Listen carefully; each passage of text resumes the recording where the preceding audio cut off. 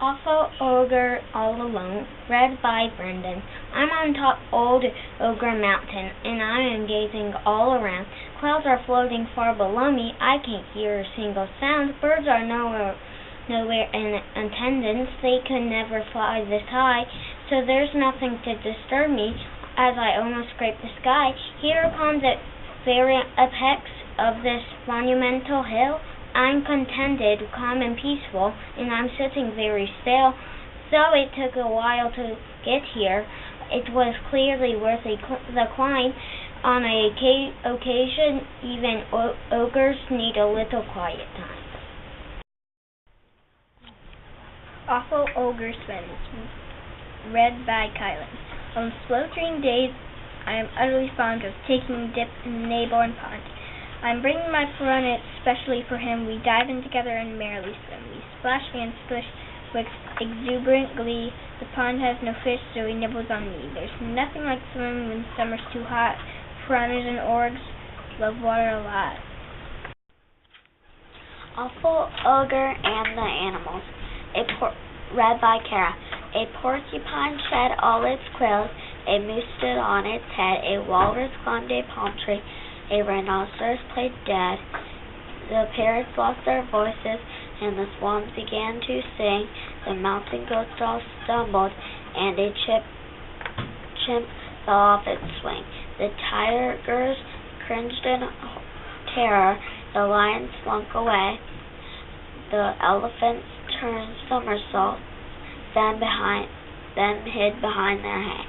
A hippo started hopping like an adult kangaroo. There's always some excitement when I drop in at the zoo. Awful Ogre Exercises, read by Ethan. I'm doing calisthenics with my Awful Ogre friends, a bit of Ogre yoga, and some massive deep knee bends. We ride in place on bicycles until the pedals break, then bounce about on trampolines, which makes the building shake. We toss around some boulders of enormous size and weight, and then a dozen anvils and a stack of boilerplate. We are rosy with exertion. We grimace, gasp, and groan. My friends all quit. They've had enough. So now I'm on my own.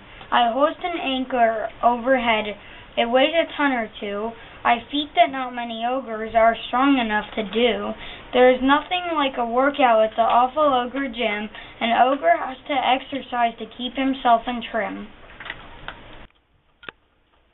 Awful Ogre attends a concert, read by Maddox. We're dressed in our best and we're down at the mall, attending a concert at Alderson Hall. My favorite trio is set to appeal. Ordinary ogres, I clap and I cheer. They open with standards our ogres adore. Stomp, stomping through swampland in oceans of gore. Then they thrill us with their platinum hits, a bush full of needles and riding in pits. They roll in a puddle of mud on the stage. They smash their guitars as they bellow and range. Their voices are deafening, weird, and bizarre. The louder the clamor, the better they are. The singular show is about to conclude. They shower the crowd with inedible food. We roll as they give one another a bite. I so love a concert on a Saturday night. Awful Ogre enters a cook-off, read by Lily. Today's the Ogre cook-off. It's an annual event, and I've prepared a specialty, extremely succulent. I've been entering this contest for 100 years or more. It's been very disappointing, for I've never won before.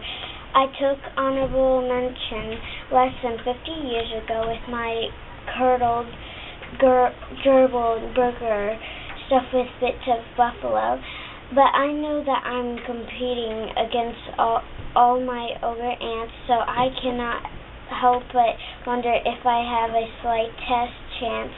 There are many other entrants with assorts of smelly stews, abominable casseroles, and moldy cheese fondues.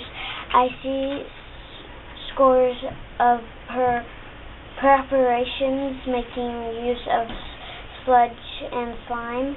Will my little dish be noticed? Am I merely wasting time?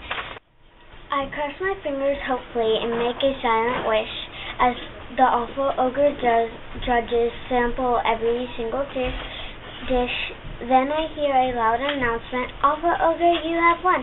And the other ogres cheer me in resounding unison. I am filled with such emotion that I simply cannot speak. A tear appears inside my eye and trickles down my cheek. Now I wear a big blue ribbon for my cactus bat Bertie, and they even took my picture for the Ogre's Home Gazette. Awful Ogre Goes Dragon Watching, read by Tyler. Today's a dragon watching day. I'm watching a ravine in hopes I find a specimen no ogre's ever seen. I focus my binoculars and check my master list of dragons that I have yet to spot. A few may not exist. Emerging from the underbrush, a yellow neck appears. I pay its keen attention. I've observed them many years. A pair of dreary greenheads are the next I chance to see. They're common in the neighborhood and do not interest me. I notice speckled bumpy back and muttering this stuff. It's awkward, unattractive, and ubiquitous as dust.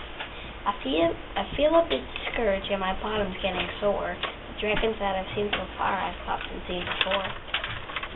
But suddenly I hold my breath. I can't believe my eye. A ruby-crested golden tide is gliding through the sky. Of all the dragons ever, it's the rarest of the rare. I marvel as it pirouettes and hovers in the air. The sunlight brightly glistens on its iridescent scales. Its eyes are silver lanterns. It has 7 silken tails. I'm filled with wordless wonder as it totally flows away. It's been a most exhilarating dragon watching day.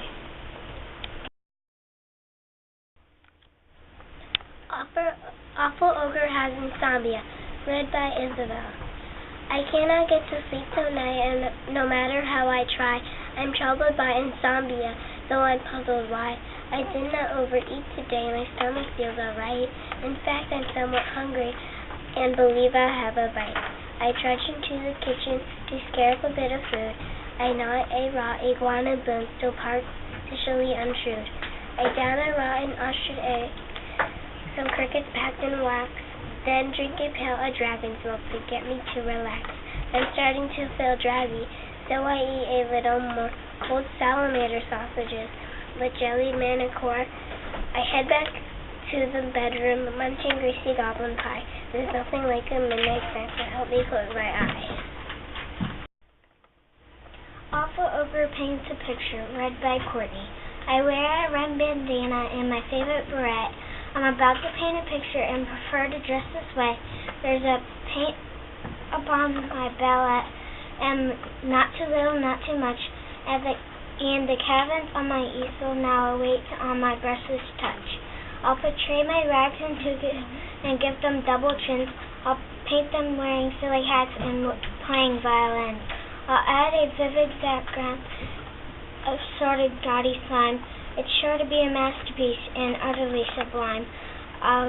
Fixed with inspiration, almost more than I can bear.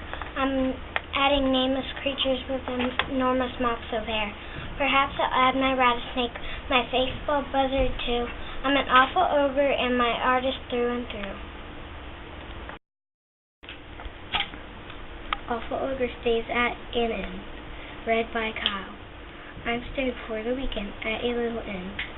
I know, when I'm a trifle moody, it's where I often go. I need no reservations. My hosts have made this clear. The other guests all vanish as soon as I appear. My room is always ready and furnished to my taste, including dainty paintings of glowing toxic waste.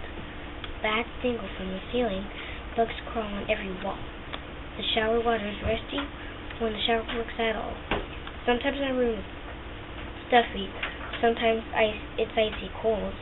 The corners harbor spiders, concealed by webs and mold. The bedding is disheveled, they do not change it much, and something on my pillow is slimy to the touch. The mattress is too lumpy, the springs are old and worn. The windows are all grimy. The curtains are all torn. The carpets are in tatters and have a musty smell. I always feel at home here in a wonderful hotel.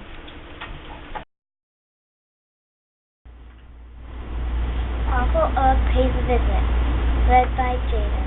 I'm visiting Grandmother Ogre today. She brews of hoggers and big teeth. She's lively and stylish, ancient and gray. She's 2073.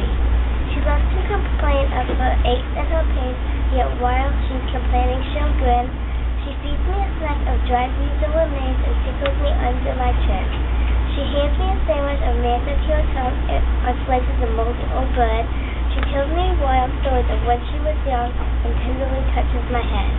She boasts how she bested a goblin or two and shows me a souvenir claw.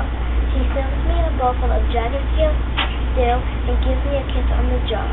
She's incontrovertibly one a sort and head of my whole ogre plan. I hug her goodbye. If she lets out a snore, I visit whenever I can. Awful Ogre Reflects on the Summer, read by Tadapon. Oh, it's been an awful summer, a delightful awful summer, just a sort of awful summer awful ogre does adore. But at last, it's ending. Yes, my awful summer is ending. My delightful awful summer is now practically no more. Yet I won't forget this summer, this delightful awful summer, when I exercise my body and my awful ogre head. But the summer sun is gone now, and the moon and stars are here now, so it's time that awful ogre headed awfully to bed.